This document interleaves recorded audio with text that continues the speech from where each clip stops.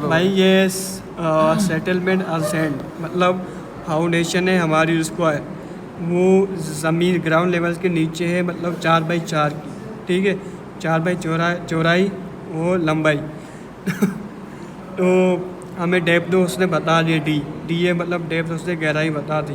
फिर जो नीचे वाली गैप जिस पे ये सेटल होगी तो वो हमें पता नहीं है, तो उसके लिए हमें थंब रूल होता है कि आप बी जो आपकी ये चौड़ाई है उसका आप हाफ लिया करो, तो हम उसका हाफ लिया करेंगे तो हमें उसकी सेटलमेंट का पता चल जाएगा, ये जहाँ तक वो जा सकती है, नीचे जा सकती है। ठीक है। तो उसके बाद ये हमारी ये मिल गई, उसके बाद अब ये हमें QC हमें गिवन होगा, सर हमें देगा जी कौन resistance factor of the layers is given on the figure, मतलब ये फिगर हमें गिवन होगी, ये वाली फिगर हमें गिवन होगी और हमें QC बताया जाएगा, कौन रेजिस्टेंस फैक्टर हमें बताया जाएगा कि भाई 2 से वो 2 मीटर तक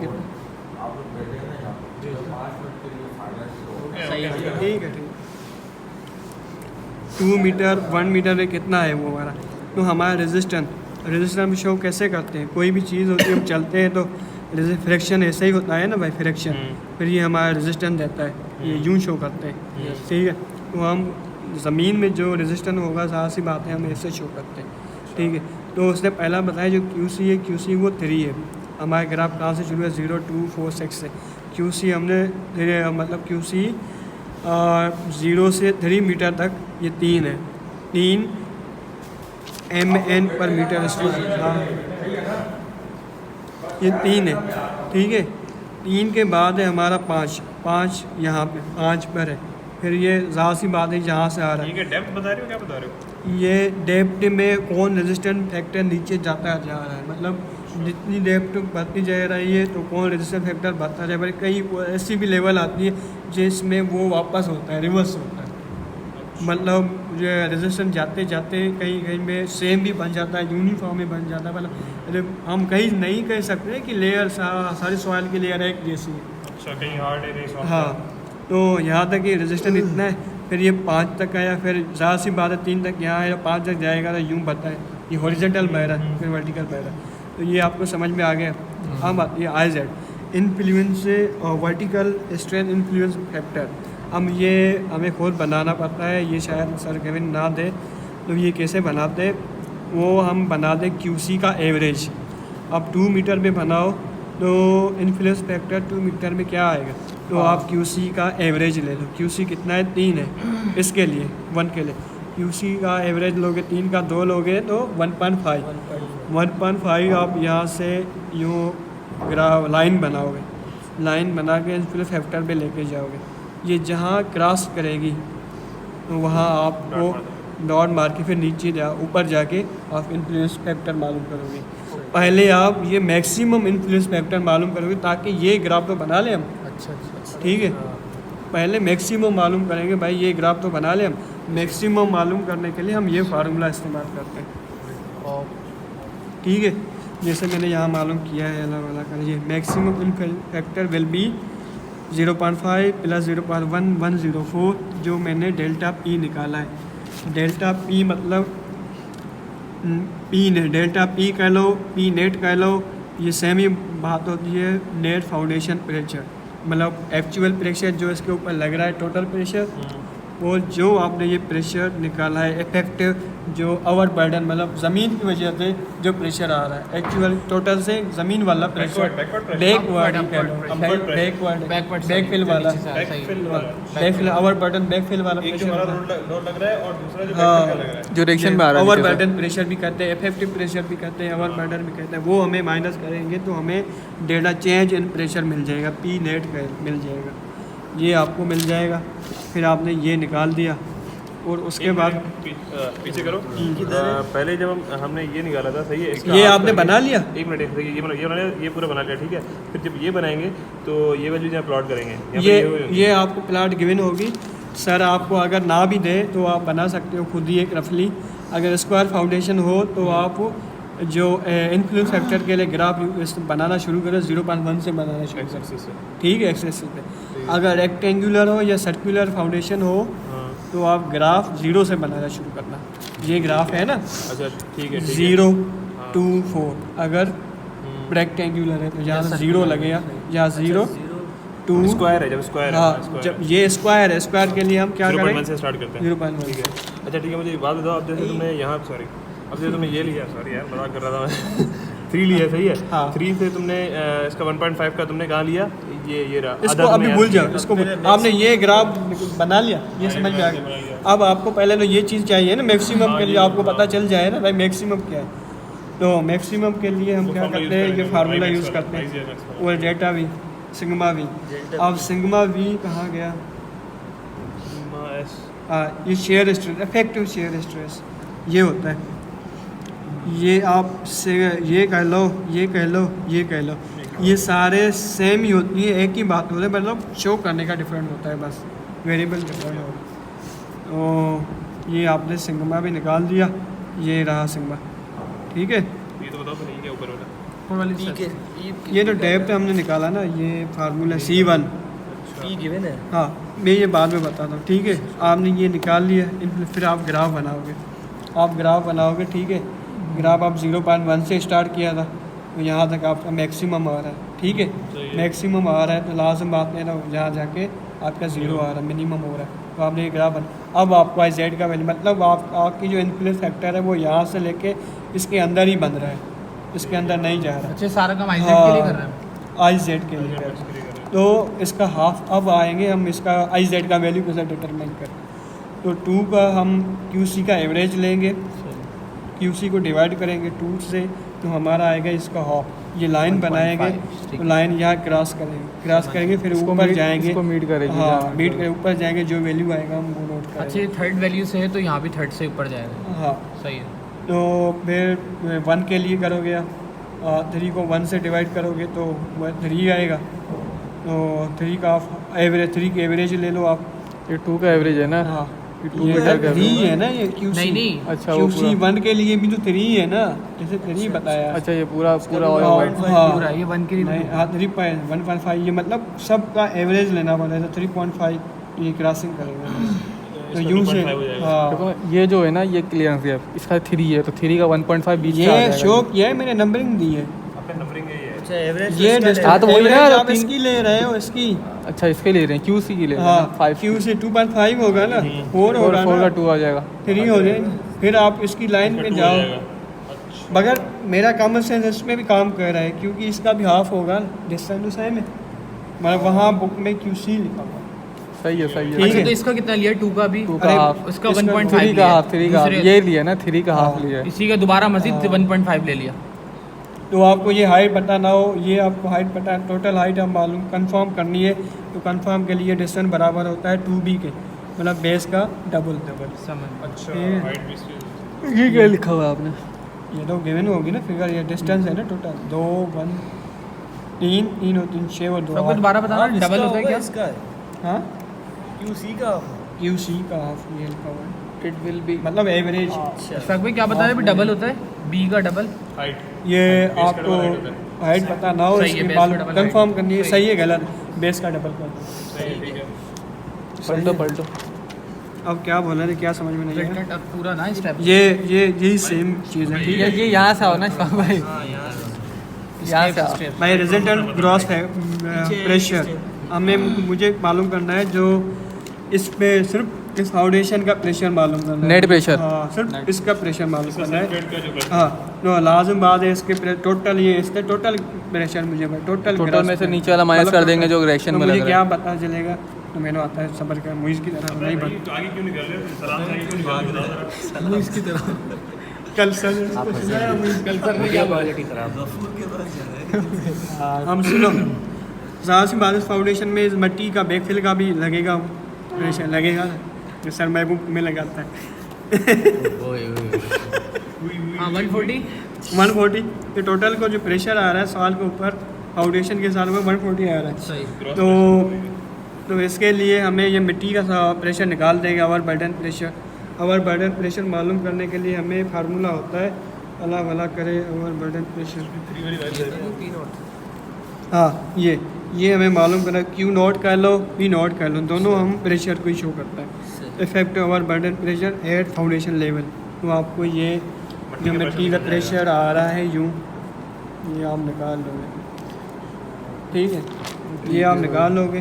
तो उसके लिए हमें फार्मूला होना है, आवर बर्डन प्रेशर के लिए ये फार्मूला है, इफेक्टिव गामा और जेड, मतलब ये होता है हमारा 140 यूनिट वेट ऑफ वाटर हमारा होता है 9.81 किलो न्यूटन पर मीटर, ये unit weight of water, unit weight of water. अगर आपको गिवन ना हो तो आप ये ले जाना। ये फाउंडेशन समझ ले गया। हाँ समझ, मैंने क्या बोला हुआ है। वाटर टेबल ऊपर है। नोट निकालना है ना। हाँ अरे 2 क्यों निकालना है ये? हाँ 2 क्यों लेना है? ट्विस्ट ट्वाइस क्यों लेना है? 2 से मल्टीप्लाई क्यों करें? ये 2, दोनों साइड है उनकी ना। हाँ बिल्कुल बिल्कुल दोनों साइड है, दोनों साइड है, दोनों साइड है। पूछना पड़ेगा ना। बिल्कुल बिल्कुल सही बोला है, दोनों साइड है। तुक्का मारा था। प्रेशर दोनों तरफ से पड़ता हाँ दोनों, ये बनाया है ना मैंने गलत। 2.9 ये हमने ये निकाल लिया, सही है। अब निकाला, ये भी मिल गया, पी नेट भी मिल गया, जो तो फाउंडेशन फार्मूला इसका ये वाला है ना, कौन सा फार्मूला था? अशफाक भाई ये सिग्मा बोल दो, ये बोल दो, सेम बात है। ये चीज़ें मैंने लिखी हुई है तो ये चीज़ आपने पहले याद कर पढ़ लेना, लेना है। फिर ये हो जाएगा, मसला हल हो जाएगा। मसला हो नहीं, जाएगा। एक चीज़ हाँ, ये क्या यूज़ करें? ये यहाँ कौन सा फार्मूला है यहाँ पे? ये प्रेशर ये है ऊपर P माइनस P कि मुझे पी पहले ना प्रेशर चाहिए ना, फाउंडेशन का प्रेशर मुझे हाँ चाहिए। सही है। इसका फार्मूला क्या है? फाउंडेशन प्रेशर के लिए फार्मूला फाउंडेशन क्या का होगा? सेल्फ प्रेशर चाहिए ना। ग्राफ टोटल फाउंडेशन ग्राफ का निकालना ये पड़ेगा। ओवर बर्डन वाला निकाल लो ना, फाउंडेशन का मिल जाएगा। सेल्फ मिल जाएगा ना। और बटन क्या वाटर का? ये तो नहीं है। ये तो डेल्टा पी का है। ये डेल्टा यार ये लिख लो डेल्टा पी। समझ गए? सेल का प्रेशर निकालने का फाउंडेशन का अपना हाँ, वो, वो पी डेड नोट नोट निकालना है। पी आप ओवर बर्डन निकाल दिया, बैक फिल का निकाल दिया, और ग्राफ टोटल गिवन है, ओवर बर्डन निकाल दो तो फाउंडेशन का मिल हाँ जाएगा। ठीक है, सही आ गया, सही है, सही है। ये आपको मिल गया। अब देखो सेचूरेटेड, ये हमें बल्क यूनिट वेट, बल्क हमारा होता है हमेशा सेचूरेटेड, इसको दूसरा नाम होता है सेचूरेटेड। अच्छा बल्क यूनिट वेट या सेचूरेटेड यूनिट वेट सेम बात है। बलक। ये हमने पढ़ा था सॉइल 1 में। ठीक है। इंट्रोड्यूस नहीं बताइए। पता नहीं सॉइल वाले में भी क्या करके आए थे। इतने तो- ग्राफ थे पेपर में। तो इफेक्टिव गामा बराबर होता है हमारा इससे, अल्लाह बराबर करें, आर जेड, आर इफेक्टिव बराबर होता है हमारा सेचूरेटेड से minus unit weight of water minus करते हैं। ठीक है ठीक है। तो आपको वो मिल जाएगा, ये आपने निकाल दिया। अच्छा फिर आर डेल्टा, साइड इसके बराबर। हाँ, फिर आपने डेल्टा पी और डेल्टा नेट, मतलब नेट फाउंडेशन प्रेशर, निकल लिया। ठीक है, ये आपने निकाल दिया। जो आपने फाउंडेशन का प्रेशर निकाल लिया, फिर उससे नेट वाला ये इफेक्ट निकाल लो, मैंने इफेक्टिव प्रेशर निकाल दिया। ये निकाल लिया। अब उसके बाद डेप्थ करेक्शन फैक्टर C1 के लिए फार्मूला है डेप्थ इशफाक भाई करेक्शन। इधर भी 2 मल्टीप्लाई उसके लिए कर रहे हैं, 2 हाँ साइड्स ना। के लिए। नहीं नहीं नहीं, ये सिर्फ डेप्थ है, सॉरी मैं, ये है ना ये वाली कहाँ गई, ये वाली डेप्थ है जेड B/2 है ना? हाँ ओ भाई तुम्हारा तुक्का गलत हो ये गया। डेप्थ है। नहीं ये नहीं नहीं, ये वाला सही बता रहा है सर ये भाई, वाला तो सही बताया। भाई ये वाला डेप्थ है, ये जेड लिखा हुआ है ना भाई। ये आर निकाला है। हाँ, ये डेप्थ है, ये DF बोलते हैं इसको। देखो वहाँ लिख दो भाई B/2 पर है, अरे पता भाई। चला हमने वहीं पे भी 2 लिख दिया। अगर नीचे इसके 6 इंच दे दी तो हमें 3 लेनी पड़ेगी। करके आ सिर्फ हमने प्रेशर बना दिया ये जाए। यूनिट वेट प्रेशर यहाँ से पड़ रहा है। बताना नहीं बाहर आके ये क्या चलो क्या- ये फार्मूला है, ये चीज़ भी आपको मिल गई, ये चीज़ मिल गई आपको, डेप्थ करेक्शन फैक्टर आपने निकाल दिया, ठीक है। फिर आपने B/2 पे बिलो फाउंडेशन लेवल अपने फिफ्थ स्ट्रेस या अब B/2 पे आ जाते हैं। अब यहाँ तो हमारी सेटलमेंट होगी, तो अब इसके ऊपर जो अफेक्टिव प्रेशर आएगा, ओवर बर्डन प्रेशर आएगा ड्यू टू सॉइल, ये वाला, बैकवर्ड प्रेशर। हाँ बैकवर्ड ही कह लो, तो ये जो प्रेशर आएगा अब ये निकालना है। ये निकालने के लिए वही at a depth of B/2, ठीक है, 2 metre below foundation level effective stress या ओवर बर्डन प्रेशर D, मतलब हम जो D लेंगे वो टोटल लेंगे, मतलब इसके लिए हम जो टोटल हाइट लेंगे, क्योंकि इसके ऊपर जो ओवर बर्डन प्रेशर लगेगा तो ये भी आएगा ऊपर से मिट्टी का, ये भी वाला भी आएगा, टोटल भी आएगा, तो हम जो डेप्थ लेंगे वो टोटल ही लेंगे, टोटल कंसिडर करेंगे। मतलब 2 हमें तो गिवन है ना, हमारी स्क्वायर फाउंडेशन है ना, हम स्क्वायर फाउंडेशन के हिसाब से डिज़ाइन करेंगे ना, तो हम जो टोटल डेप्थ लेंगे वो हम B/2 तक ही लेंगे 4 2 लेंगे मीटर ये मतलब, और 2 मीटर ये। B/+ मतलब 2 प्लस B/2 लेंगे हम। मतलब कि 2 ये वाला और नीचे से यहाँ से लेकर यहाँ तक 2 ये वाला हाँ। B/2 है ना, ऐसा ही है। ठीक है।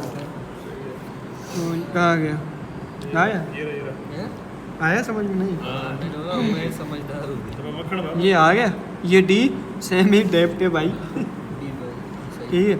ये वाला जो हमने निकाला ये हमने यहाँ तक निकाला है यहाँ ठीक तक है, ठीक निकाला है, है। ठीक है। सिर्फ फाउंडेशन यहाँ नीचे वाला हमने नहीं निकाला 2 मीटर बिलो द फाउंडेशन।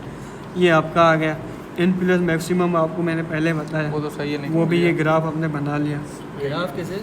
ये टेबल आपने बनाया जेड डेटा जो चेंज इन एलिवेशन हो रही चेंज इन डेप्थ हो रही है ना ये आपने 2 पे कितना आ रहा है 1 पे ठीक कितना है 3 QC लिख दिया उस ये पे आई QC लिख दिया फिर आपने IZ ग्राफ से निकाला सही है।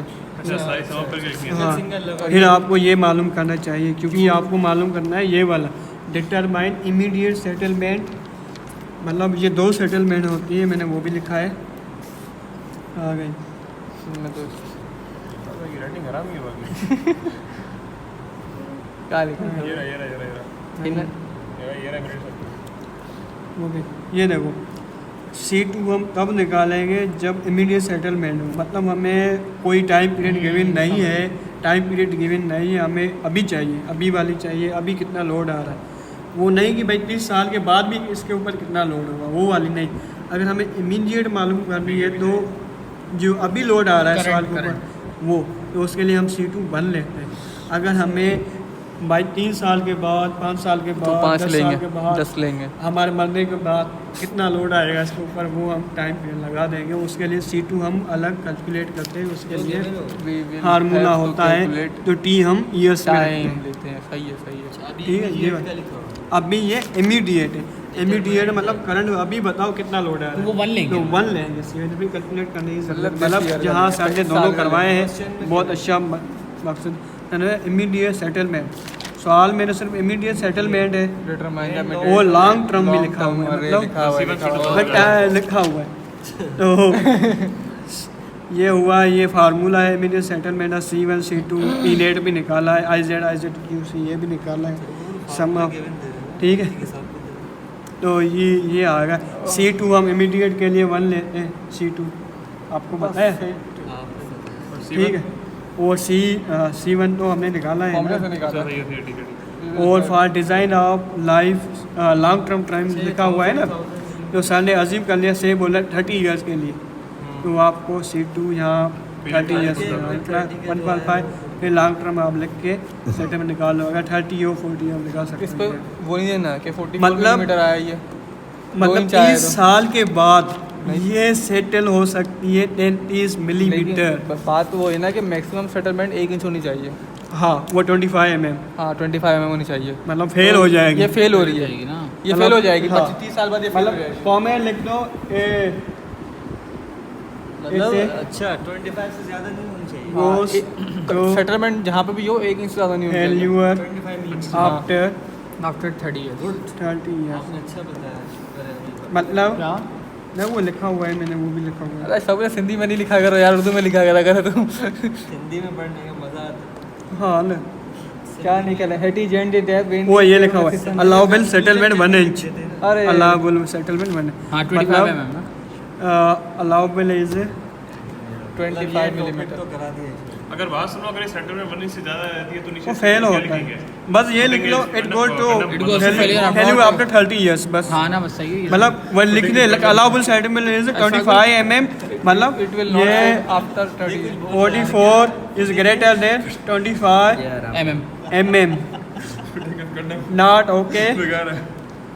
it shows the बस foundation ये goes नहीं to- लिखना बस ये लिख लो it is greater than mm Not okay not लिखने को- okay till 30 years after 30 समझ years गया समझ गया। अगर वो तो सही है लेकिन अभी आपने क्या बताया अगर इमीडिएट होगा तो हाँ। C2 1 ले लेंगे डायरेक्ट C2 और अगर कौन सी कंडीशन है जिसमें हम ईयर मेंशन करेंगे अगर आपका टाइम पीरियड गिवन हो। हाँ ठीक है, ये देखो, यूज़ करेंगे। का सीन नहीं लग रहा है। अगर आपको मीडियन सेटलमेंट मालूम करना C2 लेना है। सही है। कहाँ Other- लेंगे वन, कहाँ वन लेंगे? यार ये फार्मूला है ना, C2 का फार्मूला है ना, C2 हाँ। डिटरमाइन करने के लिए। सही है। सेटलमेंट मालूम करने C2 में मालूम करना होता है, C1 में मालूम करना है। ठीक है, ठीक है। C2 के काम सेटल ही नहीं उतारा लग रहा है। इमीडिएट के लिए C2 हम 1 लेते हैं, अगर टाइम पीरियड गिवन हो तो C2 हम कैलकुलेट करते हैं T ईयर्स में।